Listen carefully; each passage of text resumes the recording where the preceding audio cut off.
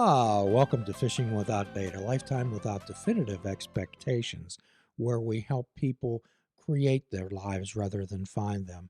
There are no admission fees, only the honesty, open mindedness, and willingness to try.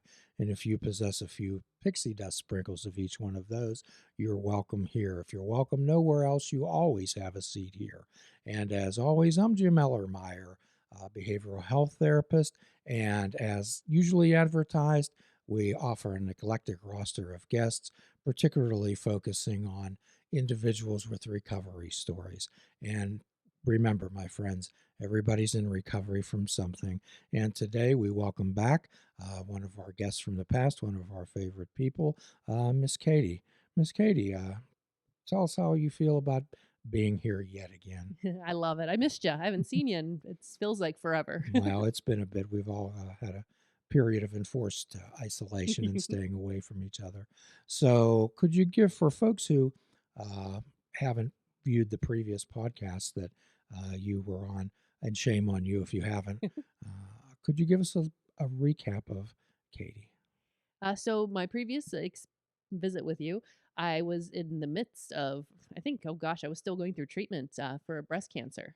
I was diagnosed with stage 2B breast cancer in on Christmas Eve of 2019. So right before everything kind of went south, and so that was quite the challenge of going through treatment, all while we're dealing with the coronavirus and figuring out what that whole thing looked like. So it was a little extra challenging for me, and we talked about how my recovery was going.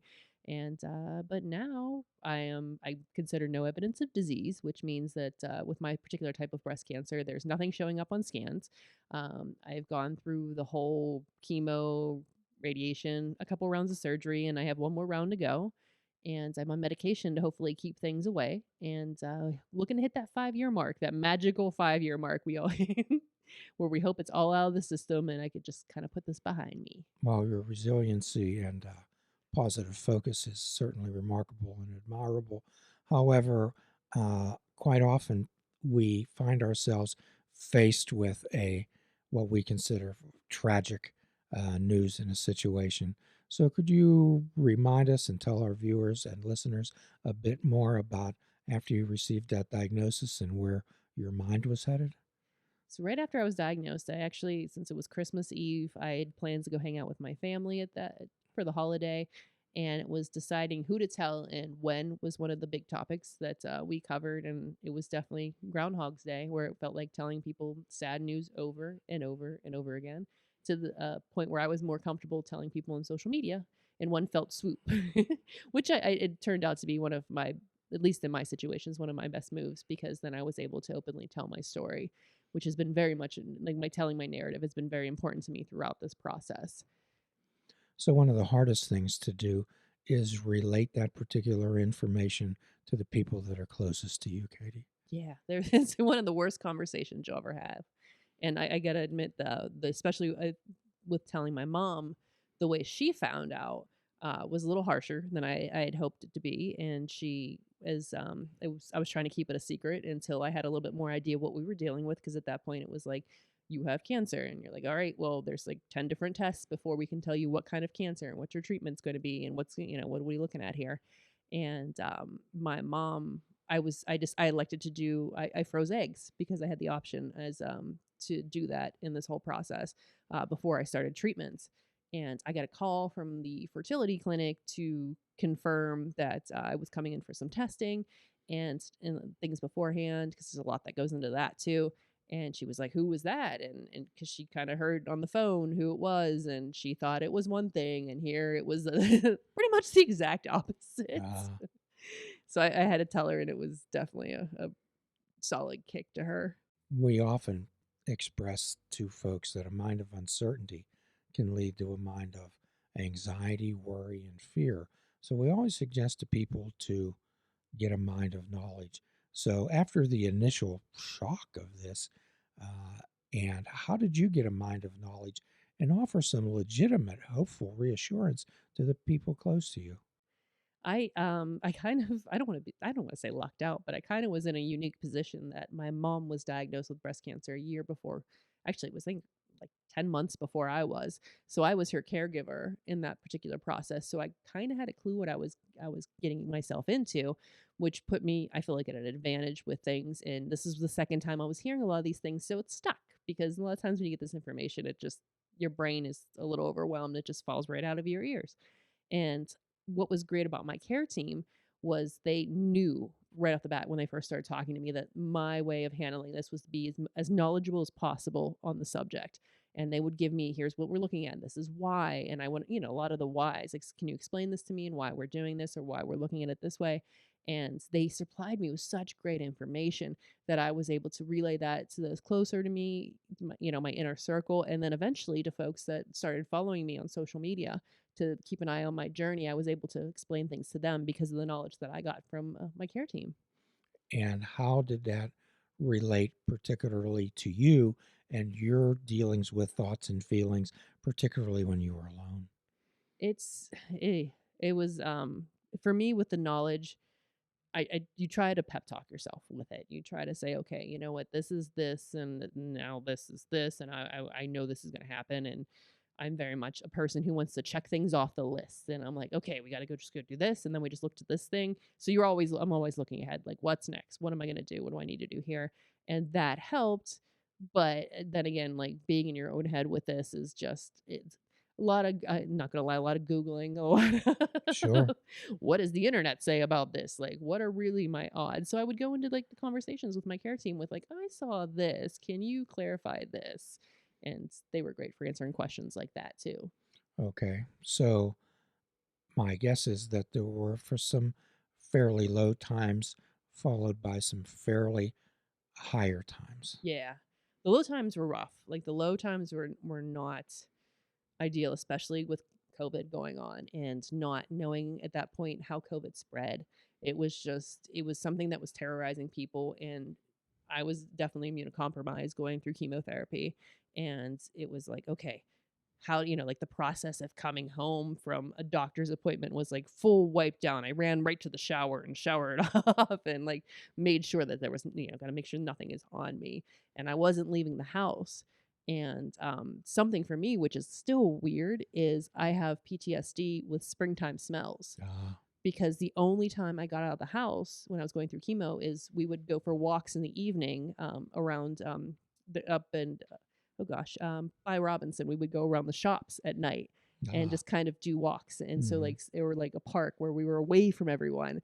And so the smell of springtime takes me right back to chemo. And it stinks because it's like you want to be excited for it, but it's your brain just goes. "Pew." Remember what it was like to be here? Well, those are what you're talking about is a amygdala-based fear, and those amygdala-based fears, your amygdala is can't be reasoned with. It's not rational. It doesn't think rational thought. That's what your cortex is for. So the way that you can't cheerlead your way out of that type of fear, Katie. No, no, and it's so hard, and because you want to talk, you want to pep talk yourself, you want to be like, yeah, you got this, and at the same time, you're like, oh, do I? Those are legitimate questions, Mhm. and the way that an amygdala-based fear can be dealt with is through brief exposure therapy and experience. And it's something that I've been trying to do with a lot of these experiences that were previously really fun and exciting and happy experiences that were turned into very negative ones. I'm trying to slowly reclaim, which is a challenge. Well, yes, it is, and that involves a choice and understanding and giving yourself a break and exercising these exposures to tolerance. Yeah, it's amazing like how you're like, okay, but brain, we got to think this, and brain's like, meh, no. That's right. So many people out there who have been faced with these traumatic type of experiences still have those lingering, what we would call post-traumatic stress reactions, Katie. Yeah, I could totally see it in like being and it's such a trauma to your body that you just don't even realize it. And even coming out of it, you just start getting hit with things where you're like, well, I didn't even realize that this was going to impact me. Like the smell, this taste, this like just sounds and it's just like all of these things that you didn't realize that your brain had processed as like a horrible thing is now like, oh wait, So how many times with the best of intentions people would come to you and tell you they know how you feel. Oh, it was rough. It was all but, it was such a weird situation. So, I think I was in such a unique situation that it was going through COVID times because a lot of us like, I didn't wanna complain about I was safe at home and, like, I wasn't leaving the house and food was being brought to me and I didn't have to worry about things. Where, like, my best friend at the time well, she's still my best friend, but she was at home with working full time with 2 kids. Small and I was like, "I don't wanna complain. I have it much better than she does." And meanwhile, she's thinking the same thing. So none of us were having any of these conversations because we all felt that the person we were talking to had it worse than we did, so we Mhm. didn't wanna complain to each other. Well, it's like being at a 12-step meeting. We don't talk about the bad times because we all know what those were. Yeah, and you just don't wanna talk about it, and you don't wanna So what we want to focus on is a solution. So how long did it take you to get into the mindset of focusing on the solution, Katie? Oh, wow. It took it was quick for I was surprised how quickly my brain decided to process this as me telling my story. And I started recording things on my phone, which made things I don't want to be like little bit easier to process, but it did because then I was it was through a lens and there was a separation between me and what I was going through because I had a lens and I was talking to my imaginary friend on my phone because of this, especially in the beginning when nobody knew what was going on, I was just talking to my phone about how I was feeling. And to me, that was in my brain, like I like to tell stories. So it was like, you need to record this. So sometimes I'll ask people if they remember the first time that they ever heard a recorded voice played back to them. What was your first time like? I When sound maybe like when you were that. young? Yeah. Yeah. How did you feel when you heard your recorded voice played back to you? Okay, so the first time when I was young, I got a big kick out of it because we had a video camera when we were younger, and my brother and I used to make movies, and we got a big kick out of being on camera. So it was like, oh, that's me. And then as I got older, it turned into that's what I sound like. Yeah. So what we try to help people do, Katie, is get comfortable with the sound of their own voice. People can cheerlead you. I can. Our producer, Mike, our good friend Mike, certainly can. However, there's nothing like the sound of your own voice speaking to you. Mhm. I've had a hard time. Like I really there's a lot of videos that I have never gone back to watch yet. And at some point I need to go back and watch them because I work with a therapist and I talk with her. I have appointments weekly to try to process all of this. Yes. And she's been an amazing help in helping me kind of realize like how much I've gone through and like these victories that it was such a huge thing. Like okay, my goal, trying to get to this point where I can do this. And now because I feel like things should be quote unquote normal again, I don't I don't realize how far I've come. Well, we call normal the setting on a washing machine, Yeah. Katie. So what we try to do is help people get their thoughts out of here and out to here, where we can look at them rather than from them. So I imagine that sometimes you and other people would begin to believe that the negative thoughts that they were thinking were true. Yeah.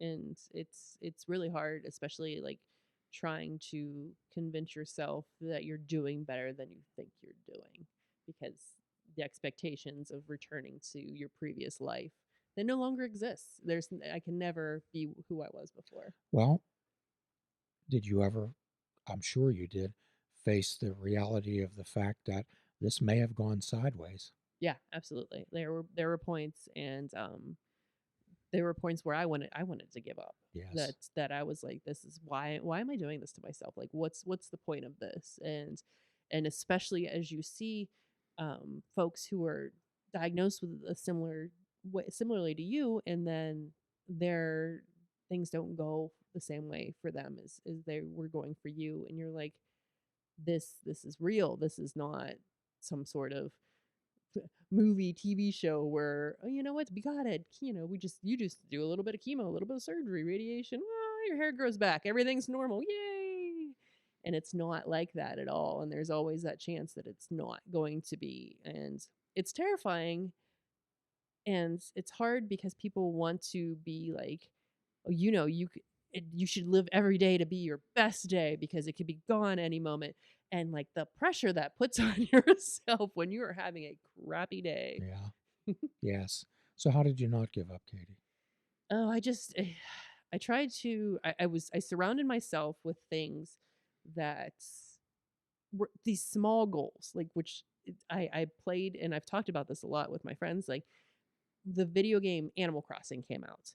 And on Animal Crossing is that, you play, you are this character, you have a village, and you do these simple tasks within your village, and you move up and you get furniture options and this and that. And so each day I'd have to wake up and it's like, okay, I gotta make sure, especially in the beginning, like I gotta water my plants, I have to dig up some flowers. And my niece, who's 6 now, is she was deeply into Animal Crossing too. So we would be playing with each other when we could. And, we'd FaceTime and then we're playing and then she could come to my island, I can go to her island. And I knew like she had these expectations of me. Aunt TT has to like do certain things. Like I gotta get to a certain level so I can get this. So my job became to like play this game while she was at school so she could get hits in there or whenever she had online classes. So next time we played, I would have this particular dress for her or this particular piece of furniture. So those became like my little goals. That definitely So helped. your human connection was very important. Oh, absolutely. It was like without I don't I say I think I've said it a million times. It's like if I did not have the support of my family and friends like I had, I don't think I would have made it through because I think I would have just been like, Well, there's a Zen concept called the illusion of separateness. And that's what most people have, the illusion that we're all separate. And that's incorrect. Please check out our website at fishingwithoutbait.com, where you can listen to the show, comment on our discussions, and find out where you can subscribe to our podcast. If you're interested in flying the colors of Fishing Without Bait, click the shop icon on our website. We have clothing, mugs, cell phone cases, and so much more. Show the world that you fish without bait. This show is a member of the Sorgatron Media Podcast Network. Find out more at sorgatronmedia.com.